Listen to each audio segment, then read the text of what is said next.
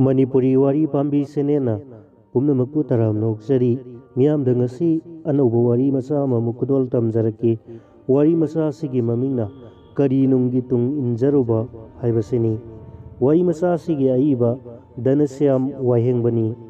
taminarasi wari macha kari nungi tung injaruba Nagar Panchayat ki office ni akhoi mayam wa tanari kadai kadai di yonba yaba dukan plot laibage haina thibada lubli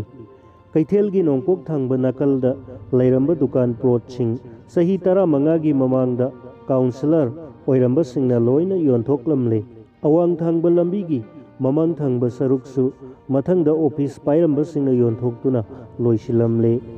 mamang gi kangbuna lambi gi maning thangba lam makhaisu yontoklamle yenglu maikaida ahangba lam machet amu fawba ubu phangre khungi lampak khungi pukri da fawba yengsile chairperson Sarita na hairi kaithel gi awang thangbada lairiba pukri ase phunjillaga dukan plot onthokuna yonbada kari kai devana hai madudi yamna pamnagadabu mafamni plot phana yamna phangani supermarket oina sagatpa yani ni atai councillor singsu magi aningba phongdoknarai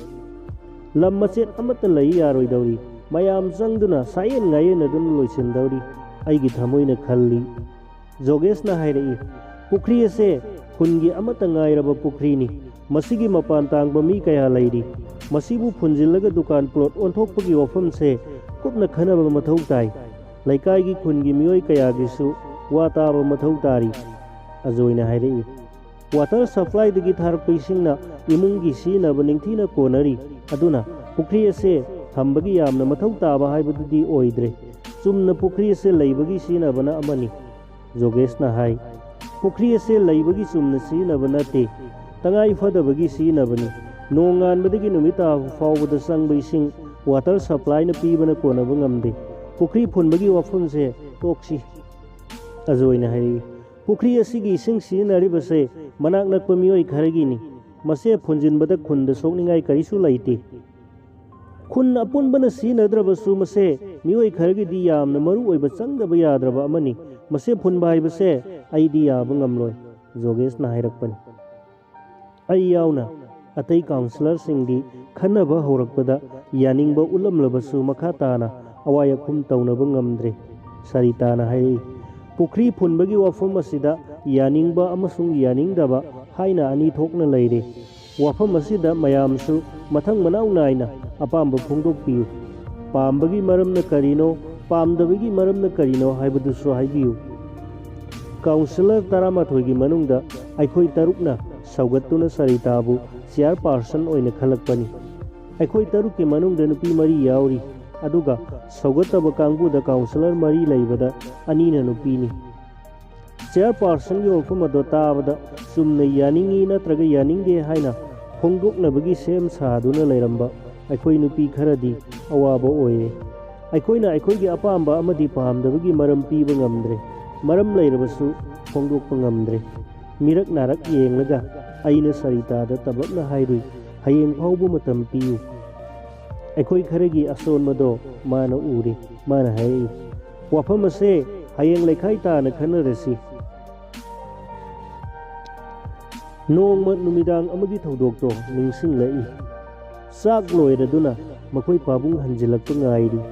ngaibu waraduna sak sarurage haiduna saksangda sangle tanja sida masu hanjilai saksangda sumdring sanglaktuna hairei ibe ma narai bakta councillor oyu haina tamlamle he magi wase taraga awang laikai gi councillor thabaton mitsida sangsang urai Nagar Panchayat ki office ta councillor mayamgi mifamda aisu yauduna wa tanarini haiduna tauri adubu thangnaba mikupta aigi wakhal manglan nongthangi matawgumna mangkhre mara makha tarai aikhoi lekai gi councillor nupida oina tare mana haininglibado uraga aina hanglui aibu councillor mikhalda lepu hairibro hoine leptaba yadrabani ne mathangi mikhanna nupada tarabadi aina amuk lepa tare aibu hainadau mandeda lairik laisu suningthina tamhaudare ai leiri sidi thaba khodimak aina loina ꯁꯤꯟꯒꯅꯤ ꯅꯪꯅ ꯆꯨꯝꯅ ꯃꯌꯥꯝ ꯃꯃꯥꯡꯗ ꯂꯦꯞꯄꯗꯅꯤ ꯃꯈꯥ ꯂꯩꯀꯥꯏꯒꯤ ꯇꯣꯝꯕꯤꯅꯧ ꯂꯥꯏꯔꯤꯛ ꯃꯌꯦꯛ ꯆꯠꯄ ꯅꯠꯇꯦꯅꯦ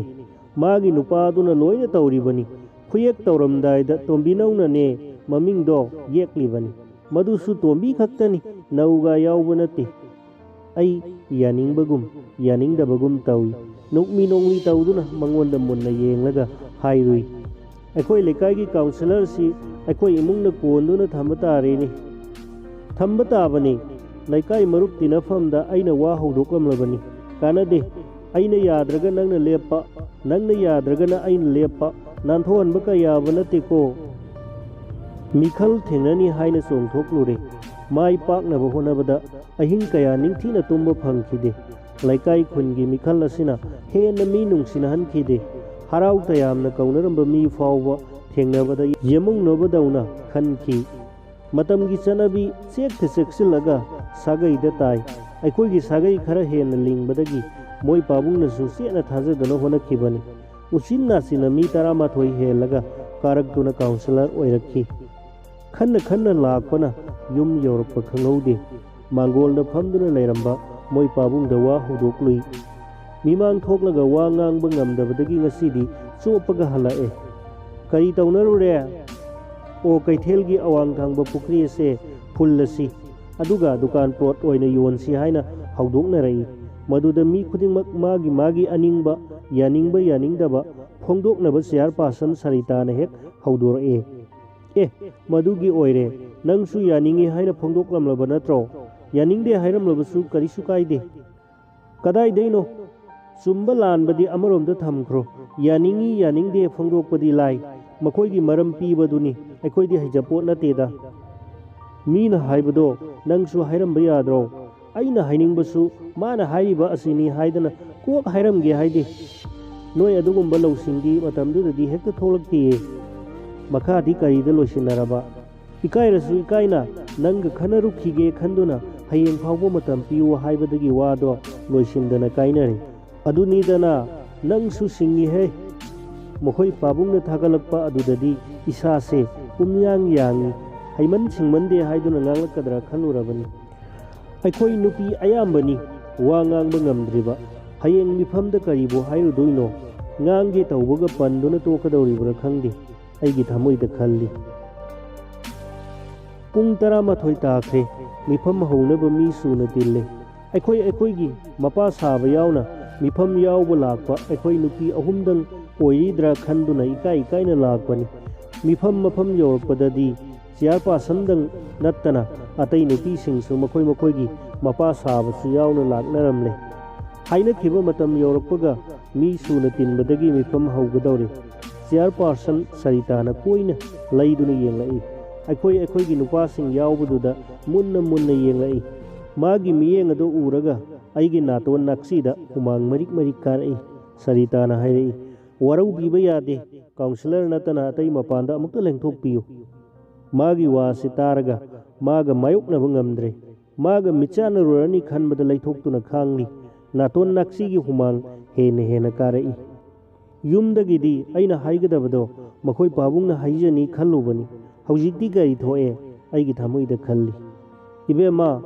मसे लैकाई खुनगी फनबा खनबनी इचिल इपा अखोइ मयाम पुन्ना खना नैनबना हेना फगनी तोम्बिनौगी नुपा मंगी जाउना हाइरकपनी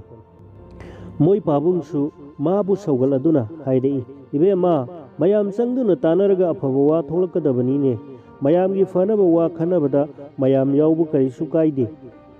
पुन्ना अदुम खनसिदा मयाम पुन्ना तानबना फैदा अखोइ मयाम फमिनदुना अफफत तानमिनसे नुपी काउंसिलर सिंगी मतुंग इलकप नुपा सिंगना मखोइ पाबुंग होइगी वा सौगतुना हाइनरकपनी सरिताना खोंजेल वांगना हाइरई करिनो मयामना हाइबिरिसिबो मसे ऑफिसता पांथोकपा काउंसिलर सिंगी मिफमनी लैकाईगी खुनगी लंपाकता पांथोकपा मियामगी मिफम नते मोइ पाबुंगना हाइरई इबेमा अखोई नुमित खुदिंगी थेंगनरिबा उनरिबा खुनसिगी इसिल इनाउ इसिन इपोआ ngakतनी अतोप कनासु यावबा नते पुन्ना फमिनदुना खना नैनबदा थोइना काइदे सरिताना खुद लोनदुना हाइरई युमदा इमुंग मनुंग वा तानबना अमनी office असिदा लाक्तुना यावसिल्लबदी हौनदबा थबकनी मयाम पुनमक चानबीदुना अमुक्ता लेंथोकपियु ngasai makhai tumina lairamba counselor Ajayna Sarita gi wafambu saugaladuna hairei chairperson na hairibase achumbani counselor singi mifamda imung manung yaubagi mathau tade yum yum da khana biraga thadok pirau debasu wafam ase saugaladuna hairei counselor nataba mayam punamak mapanda langthok pikro aikhoibu mayam gi thabak tauna bohona bada amuktang kengbang pibiu Sarita na hairei nupi nupa hak manaraba matamni nupi counselor singna heni kaifam thoi office ki mifamda yumgi nupa yahunbagi maram karino nasin pandabadawna nupa nupa da ngangalibasi kaidra aduga phauman yanbagi thabak sisu taunagumsi magi wahi khudingna aigi thamoida tingkhangna thinbagum thoklare mai mifam na tini nangbu kayam matik saba mino office ki kanglon kayam pambagi aigi thamoida moi pabung su khon wangkhal aduna hairei sumna mayam khana nainasi haibagi wani bema adugumba londa puda dudi sinaganu devana laukhal aduna hairei mayam gi apamado yumda tana biraga thadok piro office asida khut thingjin birakanu Sarita na hairei lamdam asida mikhalda mihut karamna thagalakpage haibado mayam su khangnaraba ngaktani aduga nupi singbusu karamna khalakpage haiba loina khangnei amabu oirabasu nupi singsu miyam ga wa tanaba miyam gi thabak tawba tamsanu madudi natana nupa oibasingna nupi bu matam pumbada hanglai gi mi dauna question senaduna lenghanduna chalhanduna bohanaduna lai asumna sathaduna lairabadi nupi oibisingna maromdom karamna lepse bangam gadawri bano nupi singbu manaba thakta karamna purakpa ngamgadawri bano ibe ama Sarita nangna hairibase onthokna chumkhreda aikhoise mi oimande isagi thabakpu mingonda sinarabadi aikhoigi punsigi lanphamdi karamna mayoknaba ngamgani aigi thamoina khalli tanja sida Ajayna hairei chairperson gi wafam ase asumbani office ase ningthina mathau tawhanbada tengbang pibiu mayamda khut lonaduna haijeri mayam mapanda amukta lengthokpiu mari leinadaba mi amatang hek yaubada mifamga amata pangthokloi Sarita na hayakpani magi wadu taraga mahoi pabungna sauna hairui mayam pumnamak mifam hek pangthoktriba makhai office asida phamjinduna laigadabani mari leinadaba mi amatang hek yaubada mifamga amata pangthokloi Sarita na amuk hana hairakpani magi wadu taraga mahoi pabungna hairui mayam pumnamak mifam hek pangthoktriba makhai office asida phamjinduna laigadabani moi pabungi wa setabada ai ware phamba ngamsalaktre Sarita gi wadu taraga wakhal taminaduna makhoi pabung su yauna nupa makhai thokhigadra haina khalambani adubo amaromda muknaba asum henjilakle yumdagi harau harauna mifamda iteng panglani khanduna moi pabungga langminarakpani pumnamak tayonana thoklare kari nungi maga langminaruba aigi thamoida khalli ngaihak tumina lairambadagi Sarita na phuk hogatuna hairei kanade tajoi thoklasi deba lao salasi aikoina ngambra makoina ngambra yengnaba tare haina mahak thokre deba ta Ajayga su tung thamang tha thokre ta Ajayna sakwidar pisakta hairei pisa office thonglon silu aduga gate asi sulonjinuna thamo matung mikup khara pungchik chi oirakliba phim ase ubadagi mangi jaw ningba kaina hogalai moi pabung ai amadi atai mayamsu mathang hogatuna tapna thongnarai pisakna nongmi tawduna thong so lon silli mangi jawna hairei mathang mifam kawrakpadasu yawgadabani kayam kuina makhoi ahum khangna office ki chanabi ngakpa ngambage haibadu yengba taredana moi pabungna hairei yengsi mikup ahumdang tumina lairorga makha tarei adubu aikoi gi counselor sing ase homework ningthina tawhallaga thadokpada tare he